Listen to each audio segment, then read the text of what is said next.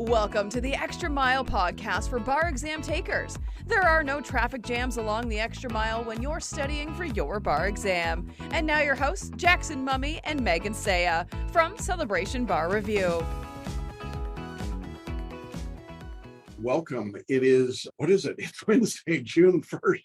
Holy cow. Here we are. Glad to have all of you with us.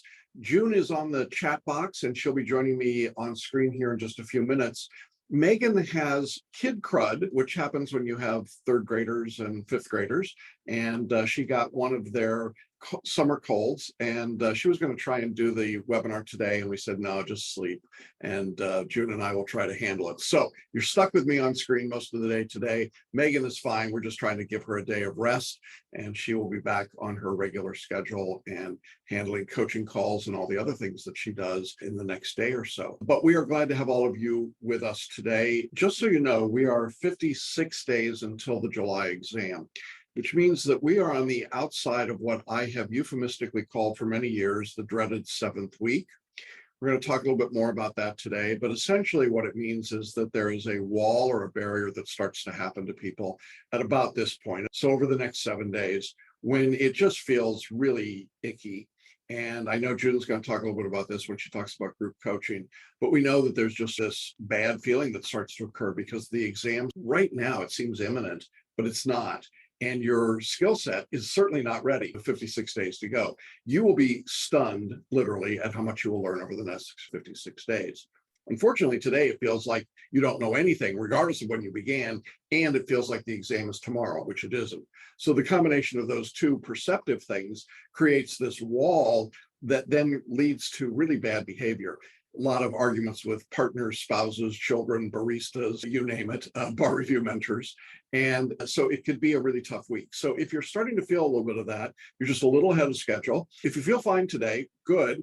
But I'm pretty sure that in the next 7 days, you are going to start to feel some higher levels of anxiety. So we're going to deal with some of those questions today. We're also going to look at how to do a mind map. So I hope we get to all of that. Before we do all of that, let me just remind you of a couple of things going on. First of all, as you heard last week, we announced the resumption of Bar Prep Bootcamp. It will be October 14th and 15th of 2022 here in Celebration, Florida, live 2 days with June, Megan, and myself.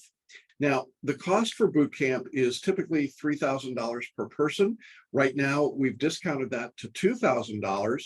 And what you need to do to reserve your spot is to pay a deposit. We are only going to take 15 students into the Bar Prep Bootcamp. That's it.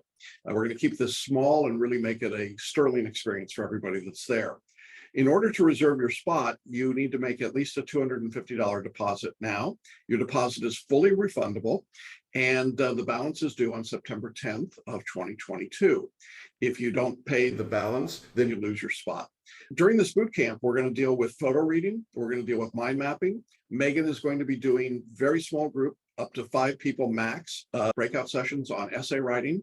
June is going to be doing breakout sessions with no more than 5 people on mindset, probably sitting under a very lovely tree outside the clubhouse here in Celebration, Florida. And I'm going to be doing some application of photo reading to essay writing and performance tests and MBE. So we've got a lot planned. The cost for bootcamp includes everything except your transportation and lodging. We're going to take care of all of your meals. We're doing a special dinner on Friday night at the Artisan Clubhouse here in Celebration. We'll have a special guest speaker, and I think you're going to really find it to be a terrific event. We did boot camps for many years, and they were incredibly successful, and I encourage you to check those out. Make sure you check it out. If you have any questions, let us know. We're really excited about that. Let's bring in June. And that you've been just jammed up with your group calls and a lot of people in those calls. We are giving July 22 priority in group coaching because it's getting very busy. But again, always available via email. So if you hit a hard spot, and by the way, you have a course called Calming the Chaos, which anyone can register for and do 4 sessions with you. So yeah, if you're really stressed to the max, it will be 4 calls, 1-to-1, and we can dive a lot deeper than we can on group coaching and really find a way for you to sit, hopefully, your first exam without stress. It can be done. And I've done it with our students. So let's do it if you need that. And that's one thing, Jackson, we were talking about in group coaching last night, is where everybody thinks they should be right now. Because like you said, we're almost to the dreaded 7th week. And this is where we normally see the anxiety really pop in hard and people start second guessing themselves. Don't do it. Right now, at this moment, you're expecting yourself to be proficient in the bar exam, and you're not there yet. You're still in a learning phase. You won't be proficient for a few more weeks, and that's okay. So again, when you take those quizzes, do not get tied into that score. Don't. Figure out what you need to know better, figure out what you need to get correct. And then, like I told Jackson, like I said last night on the call, toss it up and throw it away. It doesn't exist, and keep going. If you go down the rabbit hole on that score, it will derail you. So don't do it. Yeah.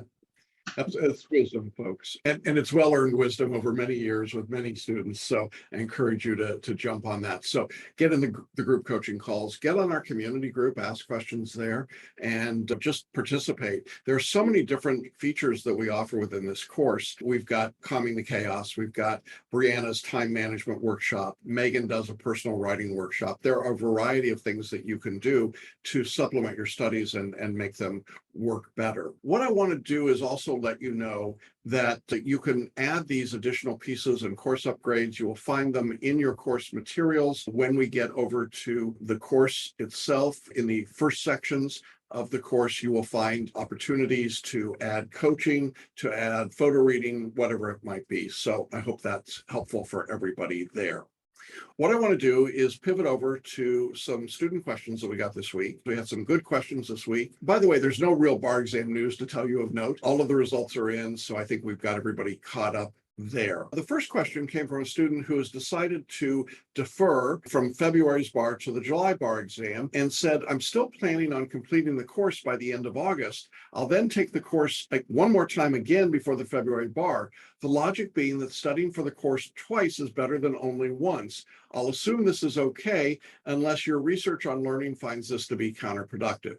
Yeah, actually, we do find it to be counterproductive. I know that it feels enticing to want to do things multiple times, but instead, I would like you to think about your studies as being more like a funnel, that you're working from the top to the bottom.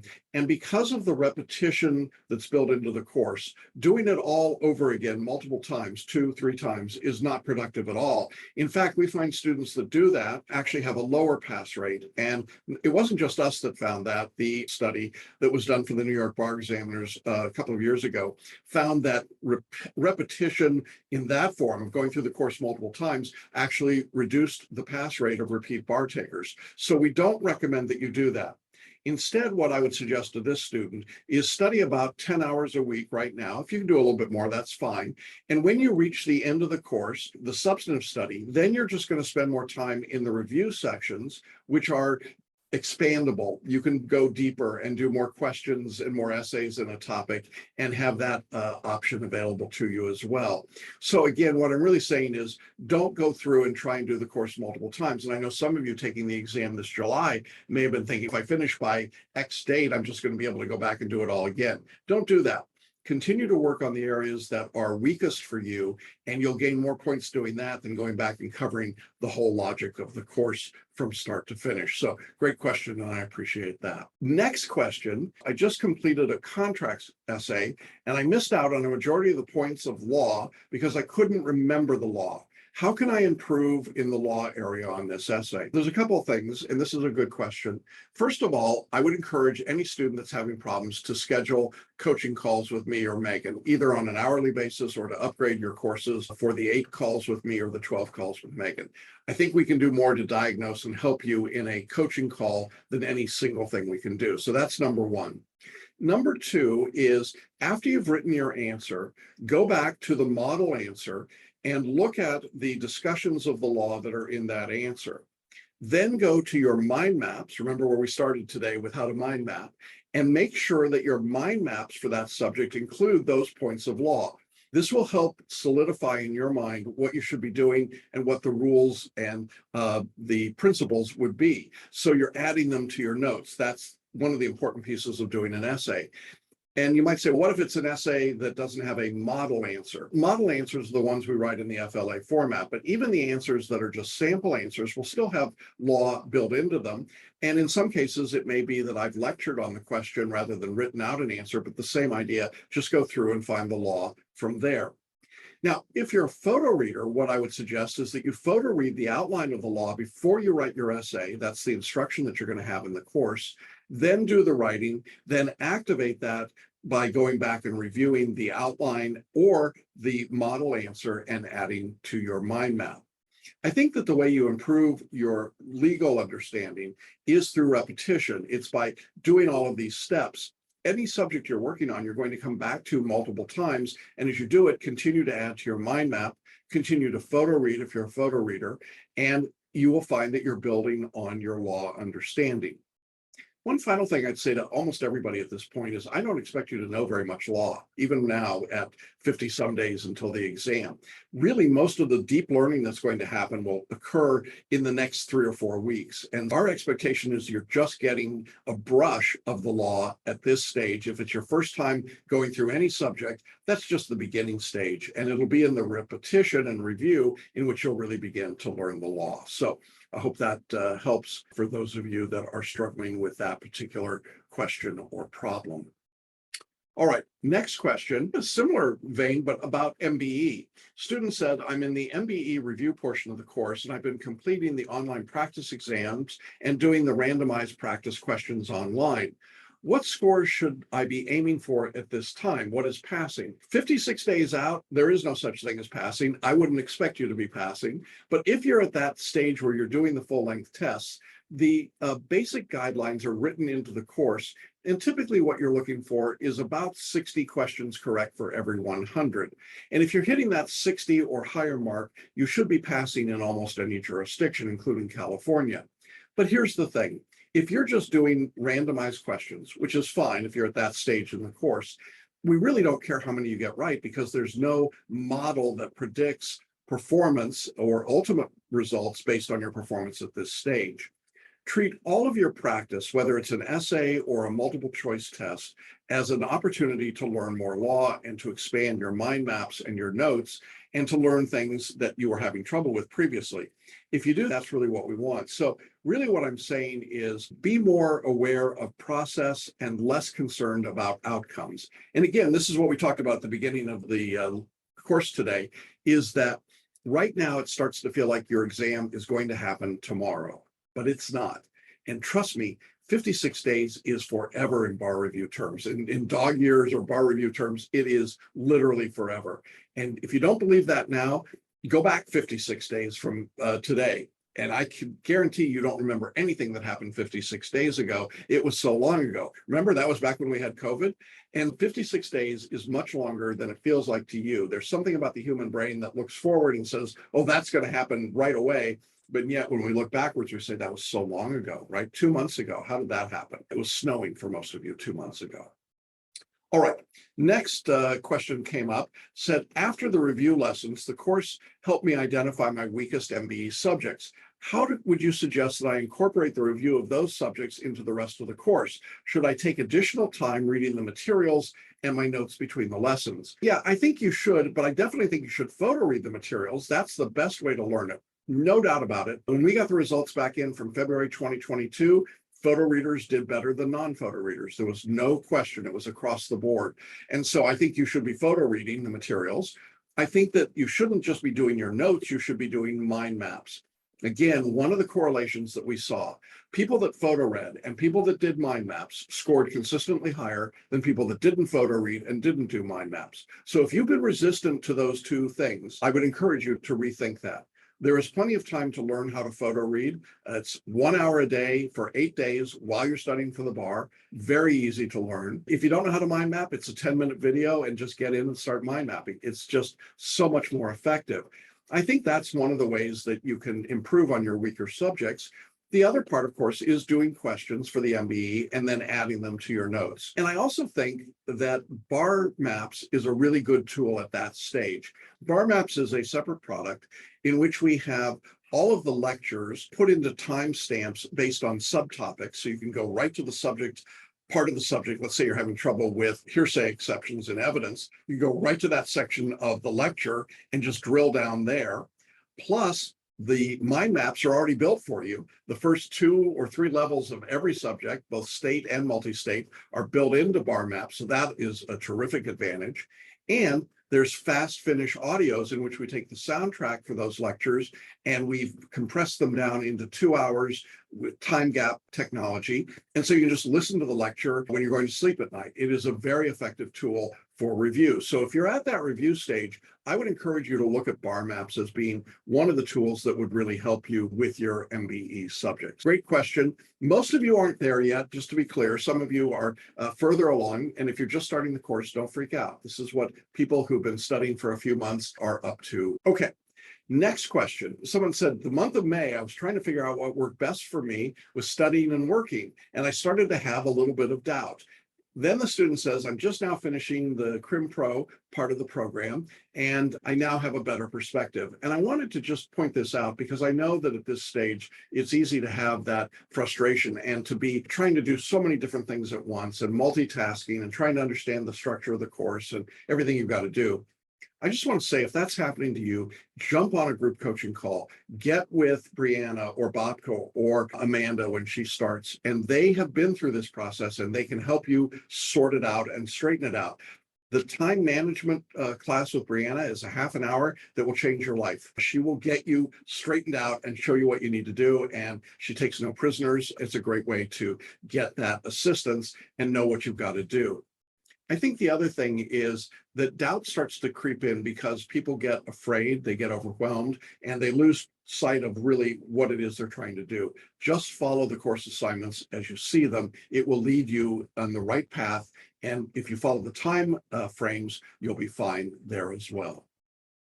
All right, the next question says, this was from a student that did not pass the bar exam in February, and they are asking if there's enough time to study to take the exam in July of 2022. The answer to that question is yes. If you have enough time to study, you're going to need about, if you're studying right now, you need about 4 or 5 hours a day of study from now until the exam. Some of you have 4 or 5 hours a day, some of you don't, and that's really the point. If you don't have the 4 or 5 hours a day, study now, but plan on taking the February 23 exam. There's no penalty from us to do that, and there's no disfavor in doing that either. But if you have the 4 or 5 hours a day and you can build on what you did leading up to February, then keep going, keep working and take the exam in July, or at least work towards the exam in July. And if you have to defer or postpone, you can do that. There may be a small fee from the examiners, but there's no fee to postpone with us. And then our last question, a student said, I've made improvements since my last bar exam, but I still need to increase my score. I know that what I need to work on the most is taking the time to understand and know the law. And that's really a good point. It's not memorizing, it's knowing the law. Then the student says, I don't feel like going through the lectures will be helpful. That hurts my feelings because the lectures are truly amazing. But the lectures are in fact helpful, even though you don't think they are there to activate what you've been reading or photo reading. And therefore you should go through the lectures. Now, if you don't want to go through them traditionally, get BarMaps and speed them up through the fast finish, or just take the parts of the lectures where you're already weak. So I think that's the solution instead of skipping all the lectures. I think that's a mistake. The student went on to say, I think doing practice exams and figuring out how I can memorize the law would be most helpful. Whoops, now we're off the study track entirely. I think that memorizing the law is the least effective, least productive thing you could be doing right now. It doesn't work for most people, and it's really a deadly trap at this stage. Do not try to memorize. It just doesn't work. And you can't memorize enough material for the bar exam of 2022. This is not the bar exam of 1975. It's a different test, and memorization simply doesn't work very well. Figuring out how to know the law comes from doing the process, reading or photo reading, mind mapping, going through the lectures, mind mapping, then doing practice questions, MBE and essay, and mind mapping, and then repeating it again as you go through the course. Those are the things that are most helpful. This is the time when students start asking me if there's some special way they can do something, and the answer is generally not. After 35 years, in my case, of teaching, and Megan's now in her 11th or 12th year, we've seen most everything that people can do, and we've incorporated the things that work, like mind mapping, and we've tried to exclude the things that don't work, like memorization. So those are our suggestions for you there. All right. I think that's what we've got for this week. We will be back again next week. Megan will hopefully be back with us. June, I'm sure, will be back as well. Thank you all for being here today and participating. Hope that we were able to cover it even without Megan being present, but we're glad to have all of you here. Have a good study weekend. Try and avoid this 7th week meltdown that begins to happen as we get into this stretch. Keep calm, stay focused, keep doing your work. Have a great study week, and we will see you all again next week. Bye-bye, everybody. Thanks for listening and watching the Extra Mile podcast for bar exam takers at celebrationbarreview.com.